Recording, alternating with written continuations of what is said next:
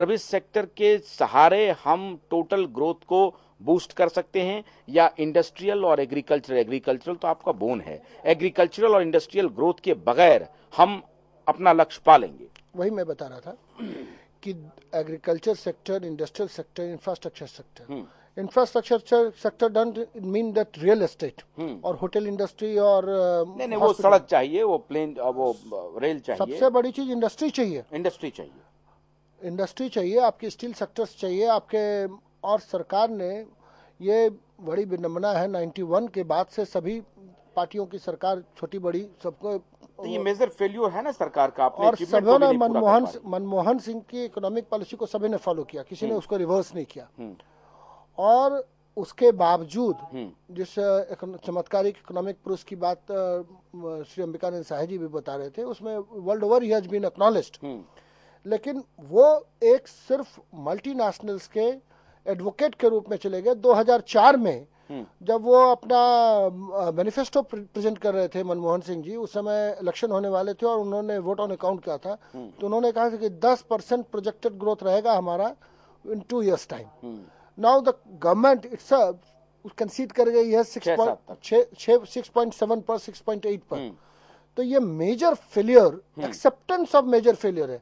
Last year Pranab Mukherjee ji ने economic सर्वे पेश किया था, तो उन्होंने कहा था कि 7% and we will aim for 9%। Now ये जो है ये नेचुरल रियलिस्टिक है, लेकिन दूसरी तरफ सरकार बोलती है हम इकोनॉमिकली बहुत स्ट्रांग है, देश की अर्थव्यवस्था बहुत मजबूत हो रही है। कहाँ मजबूत हो रही है? एग्रीकल्चर सेक्टर का ग्रोथ कितना है? 2.6% अकॉर्डिंग टू एग्रीकल्चर सर्वे। यही तो हम जानना चाहते हैं लेमैन की भाषा में। नवीन जी, आप मुझे लगता है कि बेहतर समझा पाएंगे। जब भी मंदी की बात होती है, इकोनॉमिक ग्रोथ में नीचे गिरने की बात आती है, प्रधानमंत्री जी कहते हैं ये ग्लोबल इकोनॉमी का हमारे ऊपर इंपैक्ट है।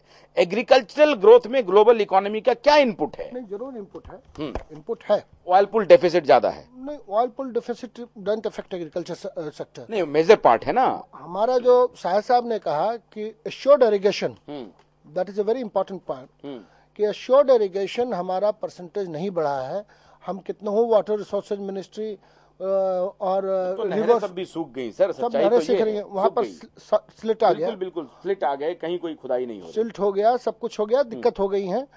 सो मैं वही बता रहा हूँ कि एश्योर्ड इरिगेशन का परसेंटेज जो है वो 17% था पहले, और अभी भी 17.6% है। ये है पिछले 9 साल का।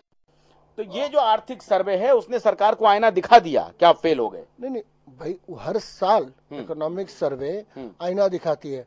ग्रोथ कहाँ हुआ? आउटसोर्सिंग सेक्टर्स में, हॉस्पिटैलिटी सेक्टर में, तो बस एक ही सेक्टर है, बस एफएमजी सेक्टर में। और सरकार कल आज से बोल रही है, पिछले खास करके विंटर सेशन में, कि हम एफडीआई इन रिटेल ले आएंगे तो it will create 1 lakh job.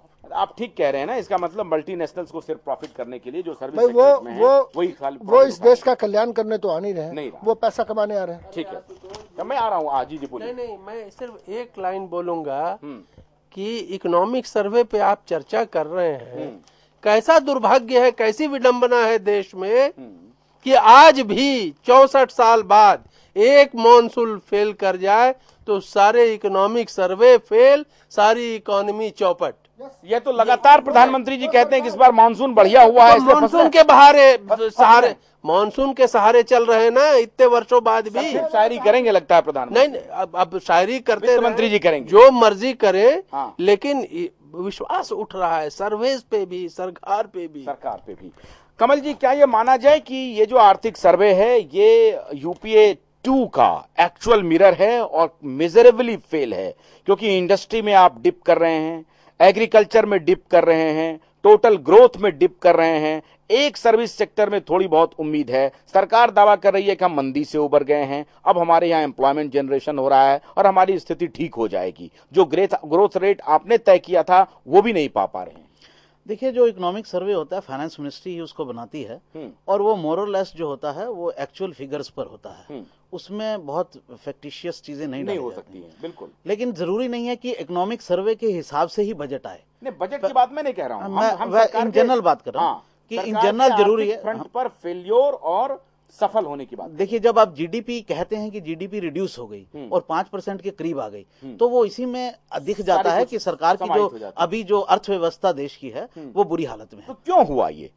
अब वो कह रहे हैं कि नहीं, आर्थिक ग्लोबली आर्थिक मंदी है इसलिए उसका इंपैक्ट है। आपको लगता है कि इंडियन इकोनॉमी में वो है? ज्यादातर हमारे बिजनेसमैन से बात होती रहती, कहते हैं कि इंडियन इकोनॉमी भाई बात ही अलग है, तो अभी भी एग्रो बेस्ड इकोनॉमी है। कितना % स्टेक आज भी एग्रीकल्चरल सेक्टर का है? नहीं, ऐसा अभी उस तरह से पूरा नहीं कहा जा सकता है। सर्विस सेक्टर पर बहुत टिकी हुई है इंडस्ट्री, और जैसे एक्सपोर्ट, अभी करंट अकाउंट डेफिसिट भी बहुत बड़ा हो गया है। करंट अकाउंट डेफिसिट क्यों है? से भी आसपास होगा सर्विस सेक्टर, इससे भी कम है बल्कि। नहीं, सर्विस सेक्टर उससे ज्यादा है। अभी सर्विस सेक्टर पर ज्यादा जोर है, लेकिन सर्विस सेक्टर खाली विदेश से नहीं होता है। सर्विस सेक्टर जो है वो देश के अंदर भी जो इंडिजिनस बहुत सारी चीजें हैं वो सर्विस सेक्टर से हो सकती हैं। लेकिन क्योंकि जो जैसे आप करंट अकाउंट डेफिसिट देखिए, करंट अकाउंट डेफिसिट में बहुत ज्यादा अंतर आ गया है और सरकार जो है उससे बुरी तरह से परेशान है।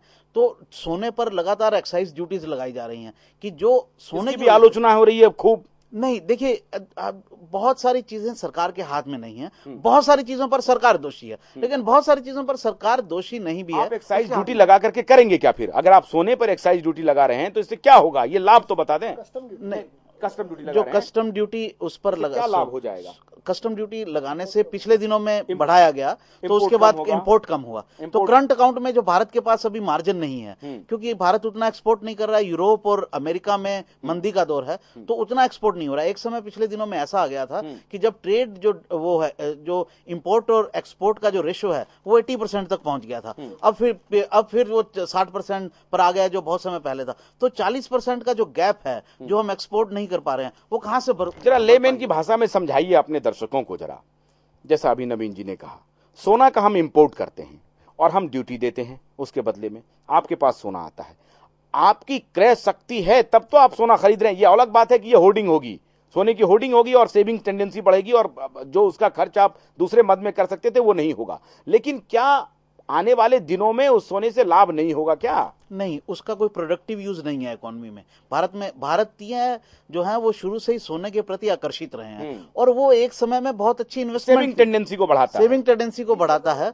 वे बहुत हिंदुस्तान के अंदर बहुत है। देखिए, 3 तरह से इंपोर्ट हो रहा है। एक तो हमारा जो ऑयल है फ्यूल पर्पस के लिए, उसको हम रोक नहीं सकते, पूरी इकोनॉमी ठप हो जाएगी। वो जिस भी रेट पर हमको मिलेगा, 200 रुपए बैरल मिलेगा, $200 बैरल मिलेगा, तब भी लेना पड़ेगा, उसको नहीं रोक सकते। तो सरकार चाहती है कि आप अपने खर्च की क्षमता को बढ़ाइए और दूसरी चीजों में खर्च करिए। नहीं, सरकार ये चाहती है, वो पर्पस वो नहीं है। पर्पस सोना है कि सोने से जो आप इंपोर्ट करके एक बहुत बड़ा अमाउंट हम जो फॉरेन एक्सचेंज अर्न करते हैं उसको सोना खरीदने में लगा देते हैं। तो वो फॉरेन एक्सचेंज सोना खरीदने में ना लगाइए, वो फॉरेन एक्सचेंज जो है वो प्रोडक्टिव चीजों में लगाइए। ऐसा इंपोर्ट कीजिए जिसको हम या तो देश के अंदर ग्रोथ कर सकें। तो सोना एक बहुत बड़ा फैक्टर है, एक सरकार के लिए वो दिक्कत है।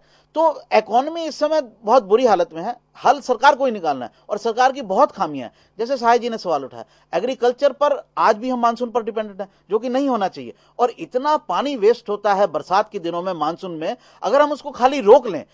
गुजरात में बहुत बड़ा एक ऐसा एरिया है, मैं फिर वही गुजरात की मोदी की बात आ जाएगी, लेकिन बात उसकी नहीं है। बहुत जगह चेक डैम्स बनाए गए। राजस्थान में एक एनजीओ ने चेक डैम बनाए, तो उसका क्या लाभ हुआ? आप मानसून पर डिपेंडेंट नहीं है, पानी आपका चेक डैम में रुका हुआ है, आपको जब जरूरत है, आपका मानसून नहीं हुआ तो आपको उसको यूज कर लीजिए। एक छोटा सा ब्रेक ले रहे हैं। ब्रेक के बाद आर्थिक सर्वे तो आज पेश हो गया, आंकड़ों की तो हमने बात कर ली, लेकिन 60,000 करोड़ रुपए किसानों को माफ कर दिया गया, उससे लाभ क्या हुआ एग्रीकल्चर सेक्टर को, यह सवाल पूछेंगे। नंबर 2, मनरेगा के बारे में ढोल पीटा गया, उससे क्या लाभ हुआ इंडस्ट्रियल सेक्टर को और एग्रीकल्चरल सेक्टर को, कहां एम्प्लॉयमेंट जनरेशन हुआ। अब सरकार ढोल पीट रही है कि अब हम मंदी से बाहर आ गए हैं, तो आपने कितना % एम्प्लॉयमेंट जनरेशन किया, तो फिर ग्रोथ टोटलिटी में हो क्यों नहीं रहा है। हम आंकड़ों में जाना नहीं चाहेंगे, हम मौलिक सवालों पर बात करेंगे कि ना शिक्षा में सुधार, ना अस्पताल में सुधार, ना स्वास्थ्य में सुधार, ना एग्रीकल्चर में सुधार, ना इंडस्ट्री में सुधार, तो फिर सुधार किस बात का हुआ। कल जब बजट आएगा तो क्या इन सब बातों पर चर्चा होगी क्या, इन सब का उसमें अवलोकन होगा और इन सब को समाहित किया जाएगा क्या। एक ब्रेक के बाद लौट रहे हैं, महाभय सभी जारी है।